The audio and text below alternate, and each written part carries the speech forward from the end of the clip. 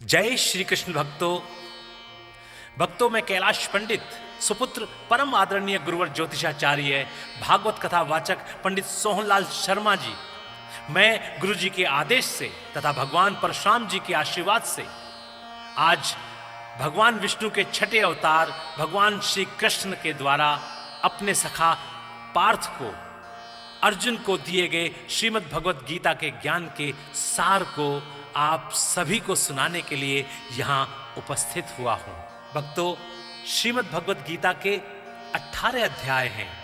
मैं कैलाश पंडित एक एक करके सभी अध्यायों का सार आपके समक्ष भावपूर्ण स्वर के साथ प्रस्तुत करूंगा।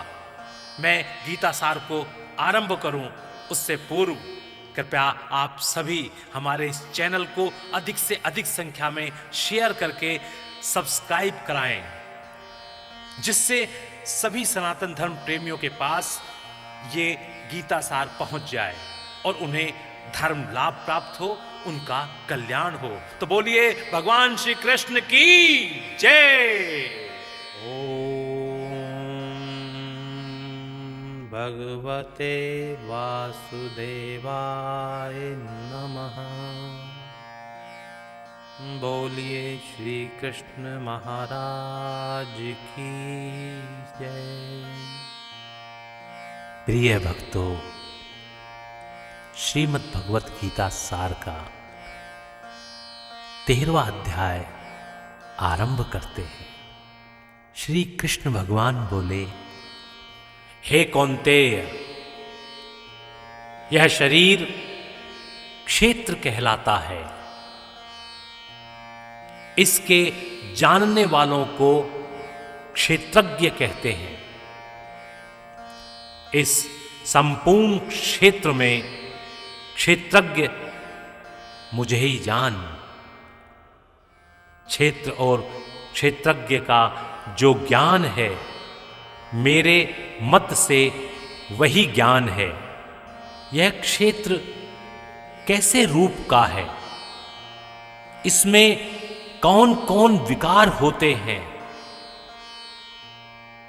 उसकी उत्पत्ति किस प्रकार से हुई और क्षेत्र का क्या प्रभाव है, इत्यादि बातों को संक्षेप में कहता हूं, सो ध्यान से सुनो। अनेक ऋषियों ने अनेक प्रकार के छंदों में इसको बनाया है। वेदों ने भी पृथक पृथक वर्णन किया है और हित वाले ब्रह्म सूत्र में पदों में भी यह ज्ञान निश्चय किया गया है। पंच महाभूत अहंकार, बुद्धि, अव्यक्त प्रकृति, 10 इंद्रियां, मन तथा 5 इंद्रियों के विषय तथा इच्छा, द्वेष, सुख दुख, संघात, चेतन, धृति तथा इनके समूह। संक्षेप में क्षेत्र और क्षेत्रज्ञ के यही विकार है। मान और पाखंड से रहित अहिंसा, सहनशीलता, सरलता, गुरु की सेवा, पवित्रता, अपने मन का संयम, इंद्रियों के विषय में विरक्त, अहंकार रहित और जन्म, मृत्यु, बुढ़ापा, रोग इत्यादि दोषों को देखना, पुत्र, स्त्री, गृह इत्यादि में आसक्ति न करना और इनमें अपने को सुखी दुखी न मानकर और इष्ट अनिष्ट की प्राप्ति में हर्ष विषाद रहित रहना, अनन्य भाव से मेरी भक्ति करना, एकांत में रहना, जन समूह में रहने से विराग, सदा स्मरण रहना कि मैं परम परमात्मा का ही अंश हूं। ज्ञान प्राप्ति के उद्देश्य से मोक्ष को सबसे श्रेष्ठ मानना, इसे ही ज्ञान कहते हैं। इससे जो भिन्न है वह अज्ञान है। अब ज्ञेय का स्वरूप वर्णन आदि सहित बड़ों से बड़ा अकथनीय होने से सत ही कहा जाता है और न असत ही कहा जाता है। सब ओर इसके हाथ और चरण हैं, सब ओर नेत्र, सिर और मुख है, सब ओर कान है, वही जगत में सबको घेरे हुए स्थित है। वह सब इंद्रियों के गुणों का प्रकाश है,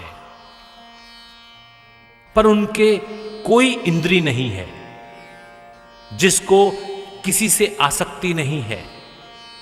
पर जो सबका आधार है, जो स्वयं निर्गुण होने पर भी गुणों का भोगता है, जो सब भूतों के बाहर भीतर है, जो भी चर और अचर है, जो अत्यंत सूक्ष्म होने के कारण जाना जाता है, जो दूर भी है और निकट भी है, जिसके विभाग नहीं होते पर जो भिन्न भिन्न भागों में विभक्त रहता है, समान रहता है, समस्त भूतों का पालन, नाश और उत्पन्न करने वाला वही ज्ञेय है।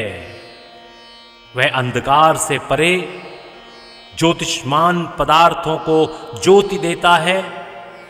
वही ज्ञान जानने योग्य पदार्थ, ज्ञान के द्वारा जानने योग्य सबके हृदय में निवास करता है।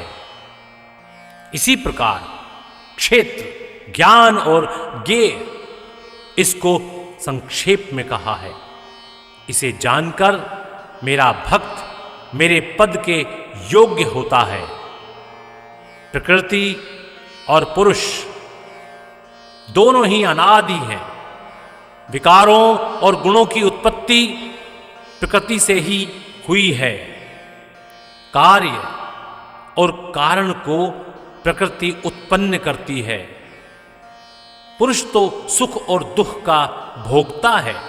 प्रकृति में पुरुष रहता है, प्रकृति के गुणों का उपभोग करता है।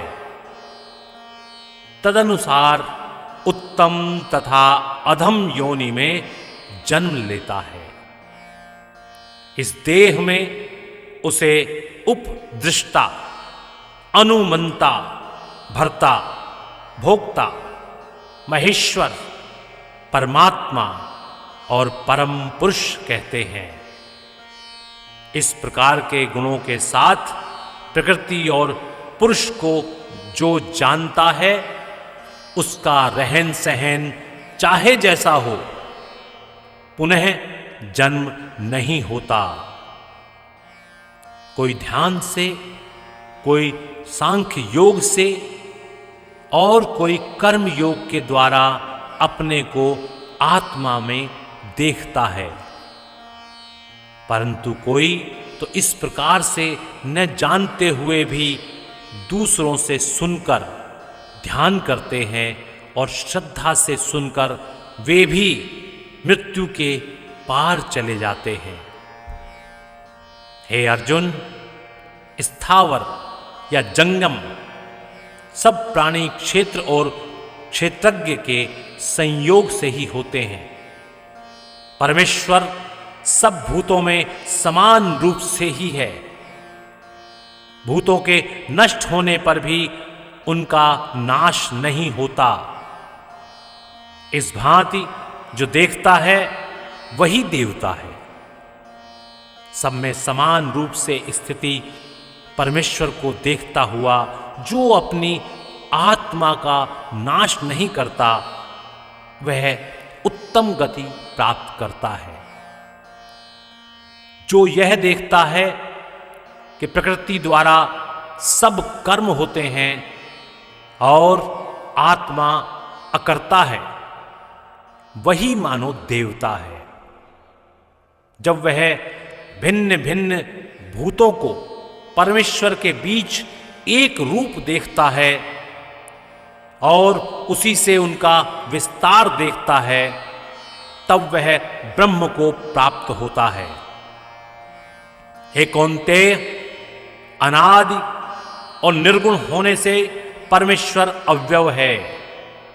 शरीर में रहता हुआ भी वह कुछ नहीं करता, न उसमें लिप्त होता है।